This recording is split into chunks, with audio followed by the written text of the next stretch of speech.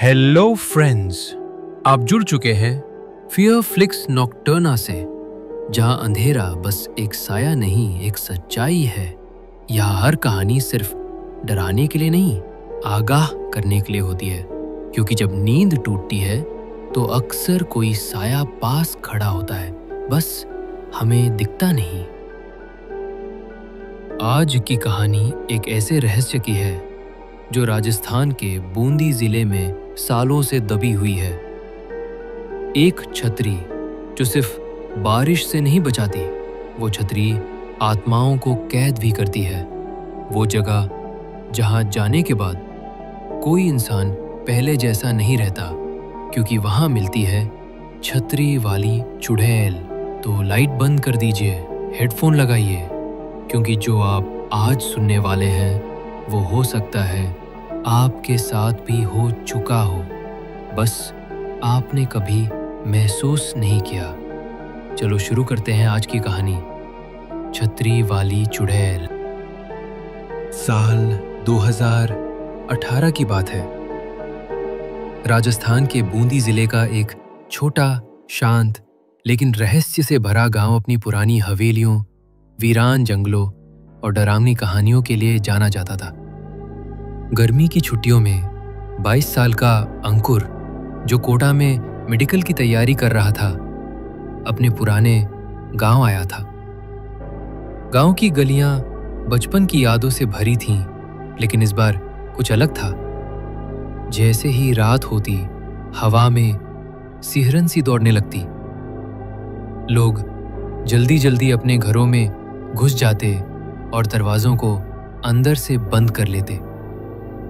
एक रात जब बिजली चली गई थी और घर का माहौल और भी सन्नाटा भरा हो गया था, अंकुर ने अपने दादाजी से पूछा, दादाजी, वो जो पुरानी छतरी है जंगल की तरफ, उसके पास कोई क्यों नहीं जाता? दादाजी का चेहरा अचानक सख्त हो गया।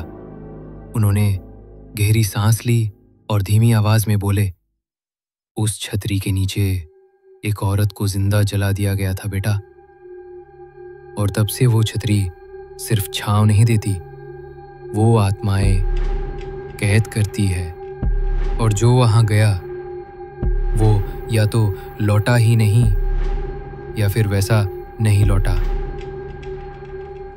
गांव में आए अंकुर को कुछ ही दिन हुए थे कि एक दोपहर उसके 3 दोस्त सुमित, रजत और आकाश बिना बताए उससे मिलने आ धमके। तीनों उसके बचपन के यार थे, लेकिन अब सब अलग अलग शहरों में रहते थे। अचानक मिलने की खुशी चेहरे पर साफ दिख रही थी। आंगन में चारपाई बिछी थी और गर्मी के बावजूद सबने वहीं बैठकर बात शुरू की। सुमित ने हंसते हुए कहा, भाई, गांव में तो बड़ी शांति है, लेकिन कुछ एडवेंचर नहीं है क्या? रजत ने बात को बढ़ाया, हाँ यार, सुना है यहाँ पास ही एक पुरानी हवेली है, और वो छतरी वाला इलाका, वो किधर है? अंकुर की मुस्कान थोड़ी फीकी हो गई। उसने नजरें झुका ली और धीमे से बोला, वो जगह वो ठीक नहीं है। दादाजी कहते हैं कि वहां जाना मना है। आकाश मजाक बनाते हुए बोला, अरे भाई, तुम ही अब दादाजी वाली बातें करने लगे? ये सब सिर्फ कहानियां होती है, डराने के लिए। सुमित ने उकसाया, चलो ना एक बार, साथ होंगे तो क्या डर।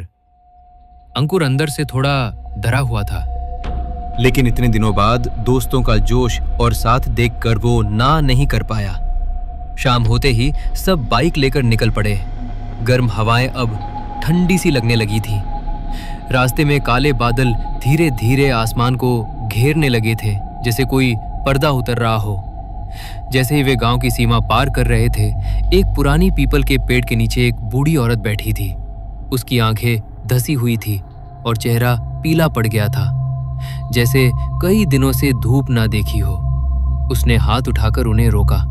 आवाज फटी हुई थी, लेकिन चेतावनी उसमें साफ थी, मत जाओ बेटा, वो छतरी अब लोगों को छांव नहीं देती, उन्हें निगल जाती है। वहां जाने वाले लौटते नहीं। रजत हंसा, ओ दादी, आप तो सीधी हॉरर मूवी से निकली लगती हो। आकाश ने बाइक का एक्सीलेटर घुमाया और बोला, चलो भाई, दादी की बातें बाद में सुनेंगे, पहले लोकेशन देखते हैं। बूढ़ी औरत की आंखें अब एकदम स्थिर हो गई थीं, जैसे वो अब जानती हो कि अगली बार कोई वापसी नहीं होगी। बाइक की रफ्तार बढ़ गई और उनके पीछे हवा थोड़ी और ठंडी हो गई, जैसे छतरी वाली चुड़ैल उनकी आहट सुन चुकी थी। जैसे ही चारों दोस्त छतरी वाले इलाके की सरहद पर पहुंचे, हवा का रुख पूरी तरह से बदल गया। पेड़ झुकने लगे, जैसे किसी अदृश्य ताकत ने उन्हें झकझोर दिया हो। उस रास्ते पर एक पुरानी टूटी हुई लोहे की जाली थी, जिस पर जंग लग चुका था और वो खुद ब खुद धीमे धीमे हिल रही थी, जैसे उन्हें आने से मना कर रही हो। जब वो छतरी के बिल्कुल करीब पहुंचे तो सुमित की बाइक अचानक बिना किसी कारण के बंद हो गई। आकाश की स्कूटी की लाइट बार बार जल बुझ रही थी और सबसे अजीब बात, वहां अचानक एक गंध फैल रही, जैसे किसी ने पुराने सड़े हुए मांस को धूप में सड़ने के लिए छोड़ दिया हो। अंकुर की नजर सबसे पहले छतरी पर पड़ी। वो एक पुरानी पत्थर की छतरी थी, जो शायद बरसों पहले किसी राजा के जमाने में बनाई गई थी, लेकिन अब उस पर काले धब्बे, राख और खून के धुंधले निशान थे। छतरी के नीचे एक परछाई खड़ी थी, बिल्कुल स्थिर, एक औरत, लाल साड़ी में लिपटी हुई। उसके लंबे बाल उसके चेहरे को पूरी तरह ढंके हुए थे और सबसे खौफनाक बात, उसके सिर पर एक भारी काली छतरी थी, जिसके किनारों से पानी नहीं, काली राख टपक रही थी। उसकी आंखें नहीं दिख रही थी, लेकिन उसकी मौजूदगी से ऐसा लग रहा था जिसे वो चारों की आत्मा के आर पार दिख रही हो। अचानक उस औरत ने अपना सिर उठाया, लेकिन उसका चेहरा आज भी रहस्य बना रहा, क्योंकि वहां कोई चेहरा था ही नहीं, बस गहराई थी, एक काली खाई जैसी। फिर एक धीमी गूंजती हुई आवाज गूंजी, पीछे मत देखना। जो देखा वो वहीं रुक गया। आवाज में मानो मौत का न्योता था, ठंडी, सपाट, लेकिन भीतर तक चीर देने वाली। डर के मारे सभी सुन्न हो गए। रजत ने तो कांपते हुए कहा, ये कोई मजाक नहीं है यार, ये असली है। सुमित ने बाइक स्टार्ट करने की कोशिश की, लेकिन हैंडल जैसे जाम हो गया था। हवा भारी हो चुकी थी और वो औरत अब धीरे धीरे हवा में तैरने लगी थी, जमीन से कुछ इंच ऊपर। वो चारों अब भी समझ नहीं पा रहे थे कि ये सपना है या हकीकत, लेकिन जो हो रहा था वो किसी भी तर्क से परे था। उस औरत की परछाई अब हवा में तैरते हुए आगे बढ़ रही थी, लेकिन अचानक जैसे किसी ने किसी भयानक सीन का पर्दा हटाया हो। हवा की गति थम गई, पेड़ स्थिर हो गए और सन्नाटा इतना घना हो गया कि दोस्तों की धड़कनें भी गूंजने लगीं। तभी उस औरत ने धीरे धीरे अपने बाल हटाए और जो चेहरा सामने आया वो इंसानी कल्पना से परे था। उसका चेहरा अध जला हुआ था, जैसे किसी ने उसे जिंदा आग में झोंक दिया हो। एक आंख लटक रही थी और दूसरी बिल्कुल सफेद, बिना पुतली के, सीधी देखने वालों की आत्मा में उतरती हुई। उसके मुंह से लगातार गाढ़ा काला धुआं निकल रहा था, जैसे भीतर किसी नरक की आग जल रही हो। उसके गालों से मांस टपक रहा था और जगह जगह से हड्डियां झांक रही थी। लेकिन सबसे खौफनाक था उसकी छतरी। वो अब साधारण नहीं थी।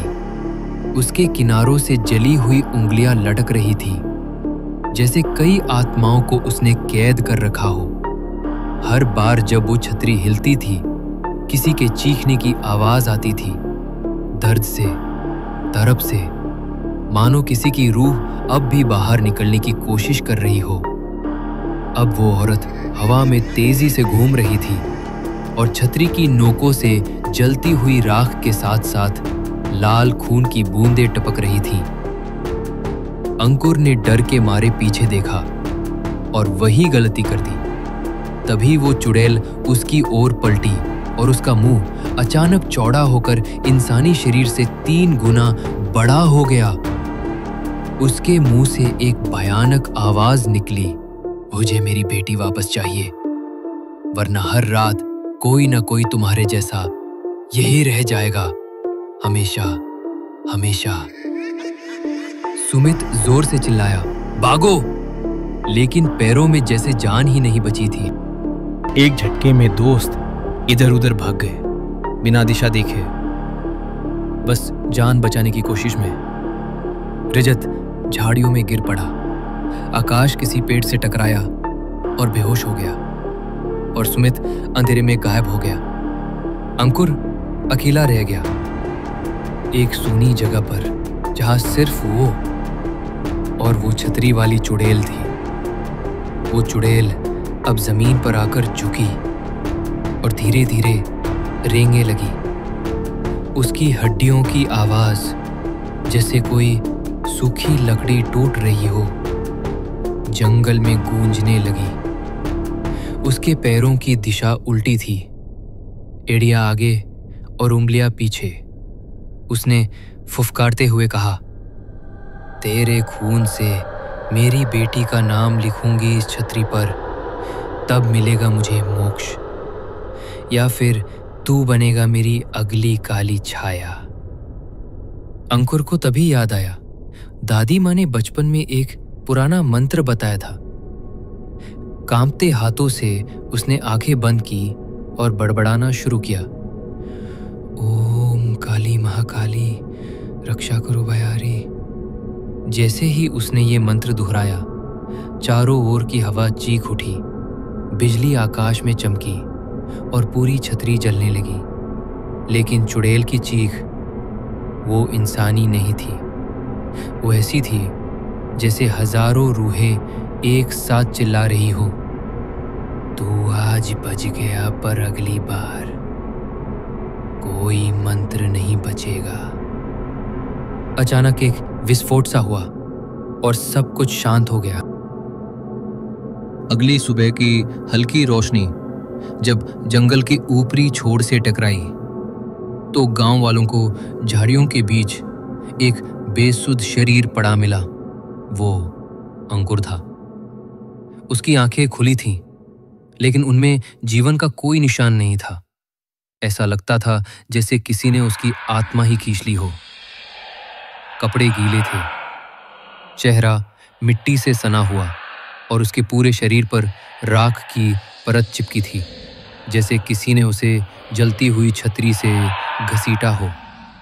सबसे डरावना तो उसके गले और बाजुओं पर पड़े गहरे जलने के निशान थे। वो बिल्कुल वैसी ही आकृति में थे जैसे किसी पुरानी लोहे की छतरी की नोकें हों। गांव के बुजुर्गों ने यह देखकर सिर झुका लिया, क्योंकि अब यह तय था, चुड़ैल अब भी जिंदा थी और उसकी छाया अब इस गांव में लौट आई थी। रजत, आकाश और सुमित भी गांव लौट आए, लेकिन उनके चेहरों से जैसे भाव ही मिट चुके थे। वो अब किसी से नजर नहीं मिलाते थे, बात नहीं करते थे और कभी-कभी रात में अचानक चीख उठते थे। अंकुर आज भी जब नींद में होता है तो उसकी बड़बड़ाहट पूरे घर को सुला नहीं देती, बल्कि डरा देती है। वो मेरी छतरी, मेरी बेटी, वो लौटेगी, मत देखो, मत देखो। तो दोस्तों, आपने अभी जो कहानी सुनी वो सिर्फ एक किस्सा नहीं था, ये एक चेतावनी थी। बूंदी की उस छतरी के नीचे आज भी एक साया भटक रहा है, जो इंतजार कर रहा है किसी और की हिम्मत का, किसी और की गलती का, किसी और की मौत का। क्या आप उस इलाके से हैं? क्या आपने कभी सुना है किसी पुरानी छतरी के नीचे चीखने की आवाजें या किसी के कदम जो उल्टे हों। अगर आपके पास भी है कोई सच्ची डरावनी कहानी तो हमें कमेंट्स में जरूर लिखें, क्योंकि अगली रात अगली कहानी शायद आपकी हो। इस वीडियो को अपने दोस्तों, परिवार और उन लोगों के साथ शेयर करें जो ऐसी गलती कर सकते हैं। और अगर आप चाहते हैं कि हर हफ्ते आपको ऐसी ही डरावनी, सच्ची और अंधेरे से भरी कहानियां मिलती रहें, तो अभी सब्सक्राइब करें फियरफ्लिक्स नॉकटर्ना को और बेल आइकन दबाएं, वरना अगली बार छतरी आपके सिर पर भी हो सकती है, पर बारिश नहीं, मौत बरसेगी।